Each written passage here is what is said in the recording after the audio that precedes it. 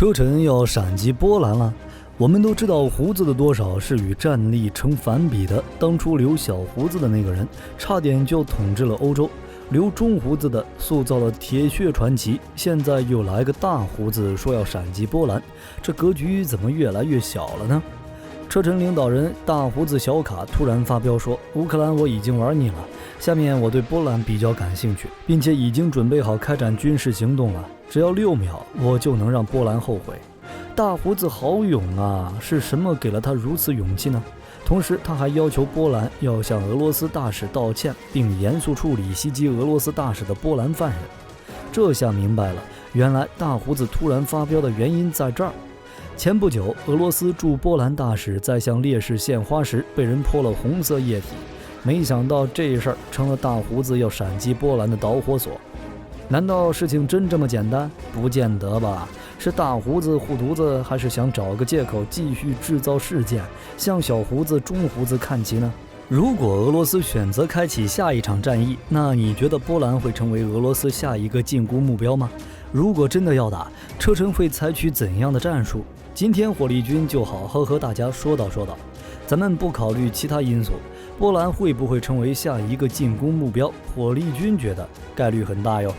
想想从俄乌冲突以来，如果说美国是大西洋彼岸最积极的反俄国家的话，那么波兰这个国家就是欧洲地区的反俄急先锋。波兰在面对自己死对头俄罗斯时下手那叫一个黑，甚至在俄罗斯倒霉时还会上去多踩2脚，可见波兰对俄罗斯那是恨之入骨。因此在俄乌冲突后，波兰的反俄表现尤为积极。他是第一个站出来揭露俄军侵略战争和种族灭绝的北约成员国，也是首个宣布全面禁止俄罗斯能源的国家，更是第一个出现袭击俄罗斯大使的国家。这可把普京气坏了，是可忍孰不可忍。普京一定在想，这要是不把波兰作为下一个目标，都对不起自己总统的身份。而且波兰作为乌克兰兄弟的邻国，在整个俄乌战争期间完全充当着厂家加快递员的角色。除了自家生产的武器外，西方各国支援的武器在进入乌克兰时都要经过波兰这个陆地交通枢纽，就是我们的快递暂存点和快递小哥。至于西方各国不空投，不是因为没有钱，而是因为俄罗斯仗着自己的军力优势，可以随时攻击空中目标。西方国家不敢让运输机直接在乌克兰降落，所以只能拜托波兰通过它进行2次转让来支援乌克兰。就这样，在波兰成为武器交通枢纽的那一刻，就顺其自然地扛起了东欧反俄的大旗，成为了反俄的急先锋。况且波兰自己就向乌克兰提供了不少武器装备，232辆 T72M1 型坦克，一批移动式地对空火箭发射器和骑射火箭系统，以及自行榴弹炮。乖，波兰是有多恨俄罗斯，恨到都要搬空自己的家底儿了。这数量直接让波兰成为除美国大佬外支援乌克兰武器数量最多的国家。可以说乌军能坚持这么久，一半都是波兰的功劳，因此普京对波兰咬牙切齿也是理所应当的。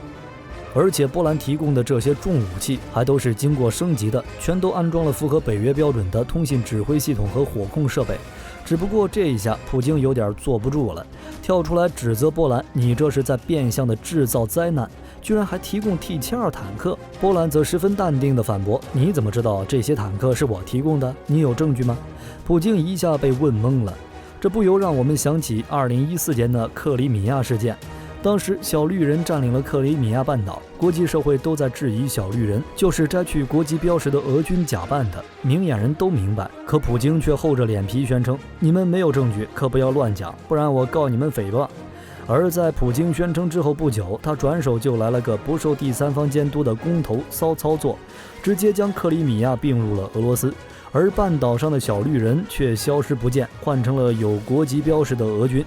普京这一手左手倒右手，也是惊呆了世界的众人。现在波兰政府通过慕容复家传绝学，以彼之道还施彼身的方法，对的普京哑口无言。也不知道普京在挨了这一招后，会不会在背地里被气出血。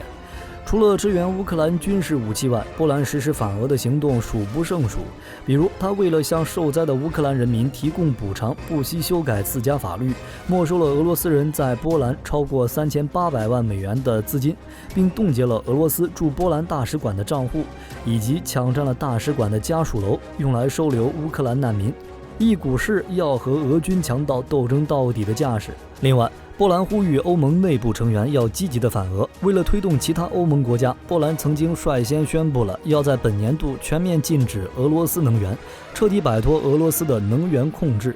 为此，他还主动撕毁亚马尔协议，断绝了和俄罗斯的天然气往来。波兰这波骚操作不仅对敌人狠，对自己也狠，有种宁为玉碎不为瓦全的气节。他俩明明都是一奶同胞的兄弟，同为斯拉夫民族，波兰为什么这么痛恨俄罗斯呢？虽然是亲兄弟，但他俩却干了几百年的架，可谓是仇深似海。最开始的根源就因宗教信仰和领土，两国不得不展开了多次纷争。早在16世纪，波兰就拉着立陶宛一起欺负俄罗斯。你没有听错，俄罗斯是被欺负的一方。在当时，波兰和立陶宛结成共和国，并与俄罗斯厮杀，最终成为了东欧最强大的国家。但是这第一回合，俄罗斯并没有被打服，反而是埋下了仇恨的种子。第二回合是俄罗斯罗曼诺夫王朝时期，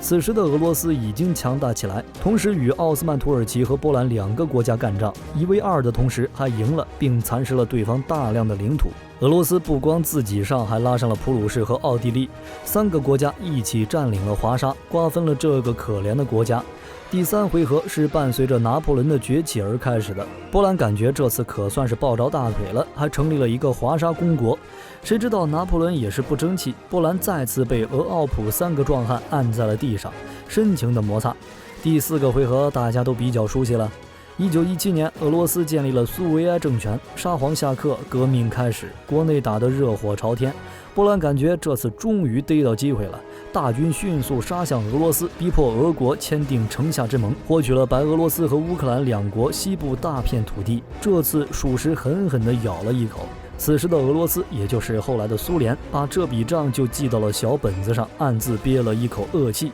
第5回合，波兰是最惨的一次了。希特勒毫无怜香惜玉地闪击了波兰，波兰也知道东边的苏联此时不会帮他，转头联系了千里之外的英美大哥，而苏联担心小胡子打完波兰就会向东继续进军，便同英美商量，让这两个国家做波兰的思想工作，让苏联出兵波兰，狙击德军的攻势。谁知道波兰根本就不同意这个方案，前有俄罗斯几百年的世仇，后有希特勒虎视眈眈。波兰的想法很简单，被德国打最多丢人丢土地，如果让苏联人过来，估计波兰人永远会从这个地球上被抹掉。毕竟1917年那一个回合自己下手有点狠了，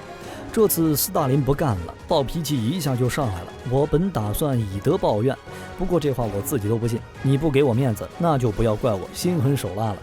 斯大林扭脸和希特勒握了握手，两个人抄家伙一起上，波兰又一次被瓜分了。这仇彻底是没办法化解了。有想了解的小伙伴们可以查询一下卡廷惨案，这是一个发生在卡廷森林惨绝人寰的故事，连战后纽伦堡军事法庭都对其遮遮掩掩。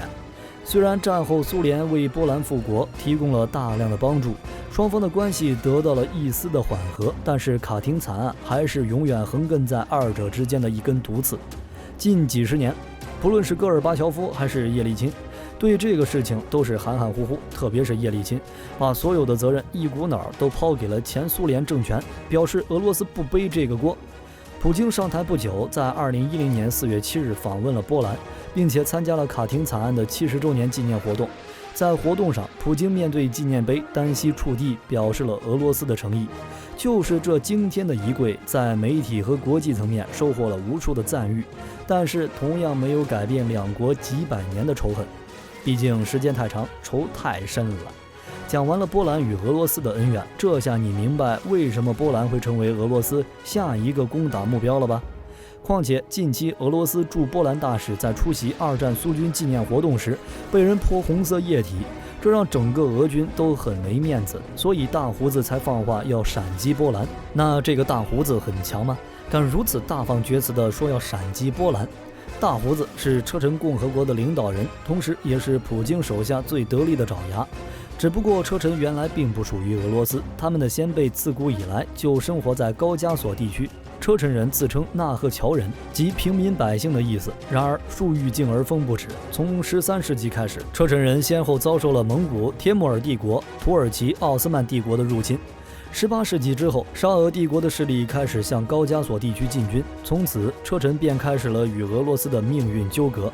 车臣共和国作为一个自治共和国，也是少数几个可以建立军队的国家之一。车臣建立的包括大胡子小卡直属卫队在内的部队人数一共才2万多人，很多人对这个没有概念，认为2万人在现代战争中是微不足道的，尤其是战力，那是非常怀疑。关于车臣军队的战力有多强，我们可以从战斗经验、武器装备以及车臣人员的性格上去分析。从战斗经验上讲，大胡子车臣军队的战斗经验可是十分丰富，从90年代一直到现在都处于战争状态，内部剿匪打击反对势力，外部参加格鲁吉亚战争，甚至远征叙利亚，包括现在俄乌战争。拥有这样战斗经验的作战部队实力肯定不弱，而且正是因为有车臣的存在，才使得俄前总统叶利钦黯然离场，普京才能上位成功。就车臣实力而言，就单单在苏联解体那会儿，车臣和俄罗斯发生的2次车臣大战就能看出不少端倪。在这2次车臣战争中，车臣军队武器落后，人数又少，可却打得俄罗斯遍体生寒。没错，那会儿车臣还没有被普京收服。第1次车臣战争的结果是车臣大败俄军，逼得俄军差点签了城下之盟，更是让俄罗斯承认了车臣的独立。当时的车臣统治者杜达耶夫还下令进行种族大清洗，奉行奴隶制，清洗境内所有非车臣的俄罗斯人。这场清洗一共杀了2万多俄罗斯人。大家可以发现，这个时期的车臣其实与塔利班组织没什么区别，对内高压，崇尚武力，却不实施经济生产。因此，这时期的车臣武装基本上都是通过抢劫勒索来获取统治资金的。所以从此之后，俄罗斯才会一直有极端分子袭击的事情发生。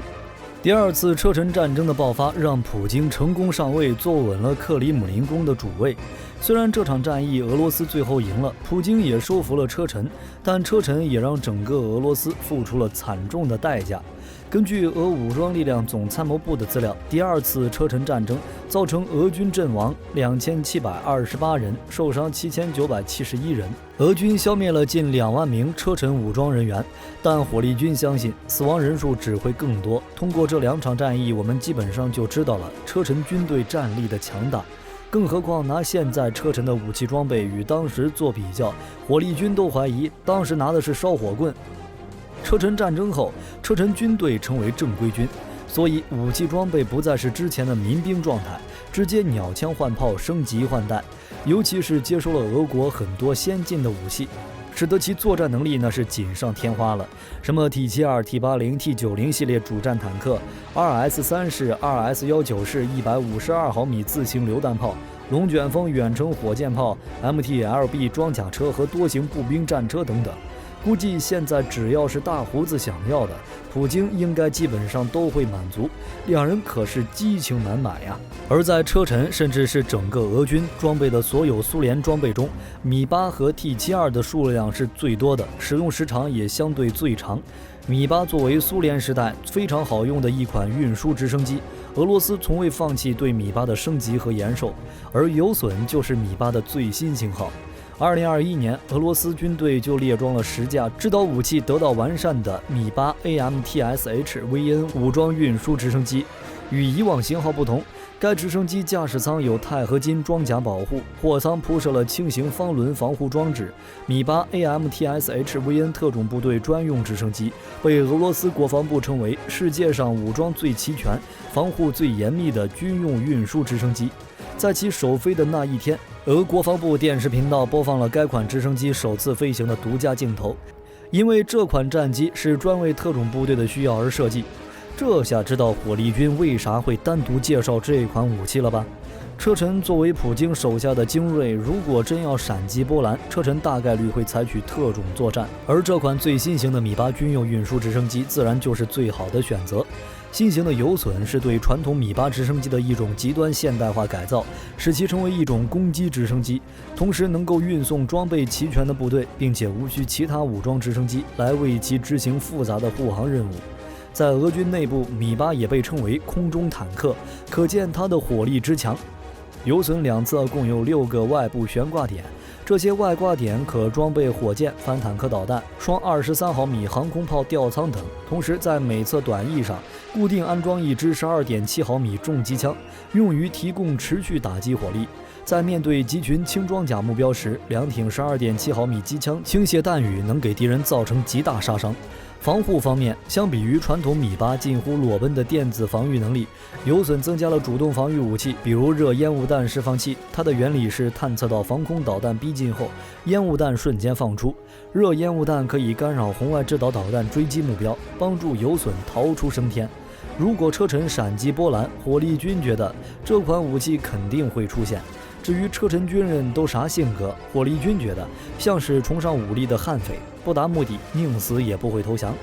车臣人经过连年的战争，民风异常的彪悍，难以管控。车臣人从公元3世纪开始一直受到各个国家的侵略，使得车臣人崇尚武力。说他们是悍匪，是因为这2件震惊世界的事件。一个是莫斯科剧院人质事件，2002年10月23日，40多名车臣绑匪闯入一座位于莫斯科东南区的莫斯科轴承厂文化宫大楼剧院，挟持文化宫内的850多名人质，要求俄罗斯军队撤出车臣。10月27日，俄国军警及阿尔法小组以秘密化学气体麻醉表演厅内所有人，将车臣绑匪歼灭。事件导致39名极端车臣分子被击毙，至少129名人质因为俄罗斯军队的麻醉气体而死亡。因为俄罗斯在人质事件中使用不知名的叉叉武器，直接导致了人质的大量伤亡，使得俄罗斯政府受到极大的质疑。因此后来很多人称此次事件的结果为人质已被击毙，绑匪通通杀光。另一个是别斯兰人质事件，2004年9月1日开学日，33名车臣悍匪突袭了俄罗斯北奥塞梯共和国别斯兰市第一中学，将参加开学典礼的1200余名师生家长扣为人质，制造了震惊世界的别斯兰人质事件。此次事件中，由于涉及到很多中小学生，所以近5000名学生家长都加入到人质救援行动中。绑匪在与俄军警对峙了3天之后，9月3日，学校内出现爆炸，局面失控，俄军警立刻冲入学校，与33名绑匪以及约5000名冲进校内的持枪家长混为一团。狭小的校园内子弹横飞，混乱不堪，直到当晚9点，俄军警才完全占领了整个学校。此次事件最终酿成了334人死亡的惨剧，可见车臣里的极端分子真是不达目的宁死也不妥协投降。火力军觉得在现役的车臣部队像这样的人应该不会少。车臣战力也了解了，至于会怎么打波兰，火力军在武器装备也提到了，大概率是进行特种作战，利用先进的武器装备突袭波兰重要的军事、政治、经济等目标单位，造成波兰的内部的混乱，从而消耗波兰的军事力量。原因也很简单，俄罗斯快没钱了。以目前的俄罗斯经济，火力军觉得并不能支持其再开一处可能会持续很久的战争。战争归根结底打的还是钱。从俄乌战场我们就能看出，俄军从来没有打算打闪电战，从一开始就是要准备好了打消耗战。许多人想象中的俄军3天内鲸吞乌克兰这种事，都是观众的一厢情愿。至于俄乌战争，俄罗斯具体花了多少钱，估计只有俄军财务知道。可俄罗斯家贫，这也是公认的事实。所以车臣闪击波兰，说好听点是大胡子对波兰的警告，难听点就是大胡子的一厢情愿。本期针对车臣闪击波兰的分析，火力军已经给出了自己的看法，或许存在片面的地方，欢迎各位前来指正。视频最后，火力军也给大伙留个问题：大胡子说会永远效忠普京，可是问题的关键在于2022年普京已经70岁了，10年后普京就80岁了，没了普京的俄罗斯还能守得住来自高加索地区的强悍人民吗？而且大胡子说只效忠普京而非俄罗斯，这就有点耐人寻味了，他会不会再次反叛呢？同样也欢迎各位留下自己的看法。喜欢热武器的朋友请点点关注，本期视频内容就到这里，我们下期再见。